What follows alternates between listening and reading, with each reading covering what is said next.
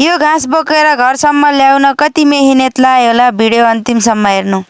Hello guys, welcome back to my mini vlog. सबैजना सन्चै हुनुहुन्छ होला। आज चाहिँ म बिहानै घाँस काट्न लागेँ। गएर 2 अंश के घाँस काटेको थियो। घामले त आचो पार्यो। बिहान पनि कति चर्का घाम लाएका थिए। हाम्रो गाउँतिर फेरि ढुङ्गा छ कि ढुङ्गा भए पनि कस्तो राम्रो भ्यू देखिएको थियो। जसो तसो मैले आधी ढोका चाहिँ घाँस काटेँ। घाँस काट्दै मेरो हालत भने खराब भइसक्यो। बल्ल 1 ढोका घाँस पुराएँ मैले चाहिँ। छिटो गरेर घर जानु पर्यो भनेर म डोको बोकेर घरतर्फ लागेँ। गाउँघरतिरको काम उकाली ओह्राली दाउरा घाँस गरिरहनु पर्छ, के गर्नु, यस्तै छ गाउँले जिन्दगी।